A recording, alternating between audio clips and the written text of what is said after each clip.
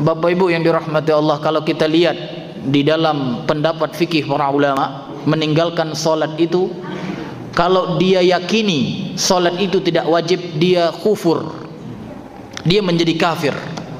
Kalau dia meyakini apa Pak?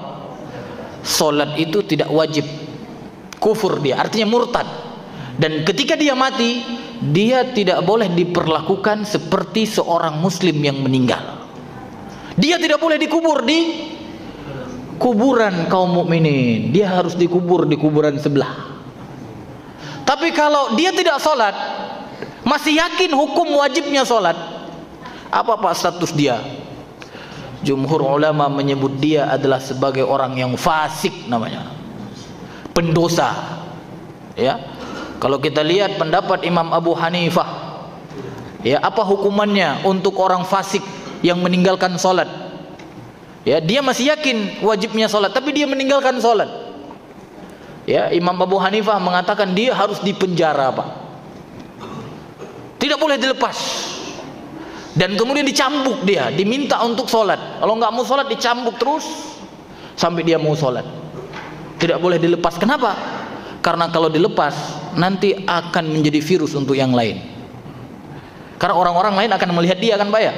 Oh enak dia nggak sholat, aku nggak mau sholat juga. Makanya kata Imam Abu Hanifah dia harus dikurung penuh penjara kalau di Indonesia Pak ya. Masya Allah.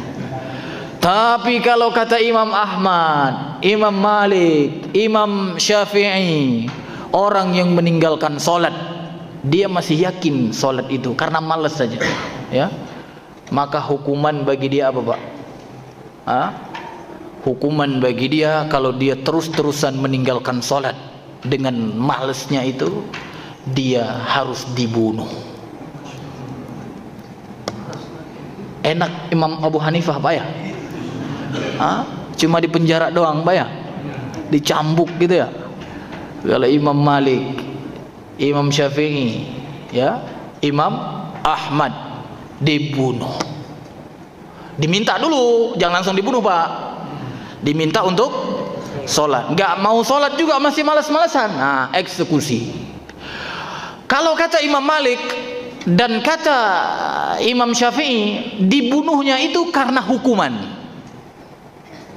ya, karena hukuman. Kalau kata Imam Ahmad, dibunuhnya karena dia dianggap orang murtad. Jadi berbeda Pak nanti apa namanya? Kedepannya berbeda. Jadi kalau dibunuh karena hukuman, dia masih dianggap sebagai muslim, artinya dia dikuburkan di makam orang yang beriman, kan gitu kan? Tapi kalau dibunuhnya karena murtad, dia tidak dikuburkan di pemakaman orang yang beriman, ya. Jadi Bapak Ibu yang dirahmati Allah, salat itu sangat penting sekali Pak. Makanya ya, sampai ya para ulama mengatakan ya, dari hadis Rasulullah sallallahu alaihi wasallam bahwa yang membedakan antara seorang muslim dan kafir itu adalah salat, ya. Bapak Ibu yang dirahmati Allah, ingatkan anak-anak kita Pak, ya, karena kalau yang ini ya udah salat semua Pak, ya, tapi bapak punya anak, bapak punya istri, bapak punya siapa lagi, punya mantu, bapak punya tetangga, ya kerabat dululah, karena Allah mengatakan apa? Ku anfusakum wa ahlikum naro, ya. Allah perintahkan untuk menjaga diri dan apa Pak? Dan keluarga. Jangan pikirkan tetangga dulu, pikirkan dulu keluarga, boleh juga, ya, boleh juga, karena yang paling dekat dulu Pak ya, diri, keluarga. Tapi kalau bapak-bapak insya Allah, ya, anggap saja ini saya memberi motivasi agar bapak mengingatkan siapa Pak? Mengingatkan anak, istri dan kerabat-kerabatnya. Kalau malas-malas sholat, ingat tuh, minimal sebutkan 4 mazhab tadi. Imam Abu Hanifah harus dikurung, ya, dicambuk, ya, sampai dia sholat. Kalau kata Imam Malik, Imam Syafi'i, Imam Ahmad, dia harus dibunuh.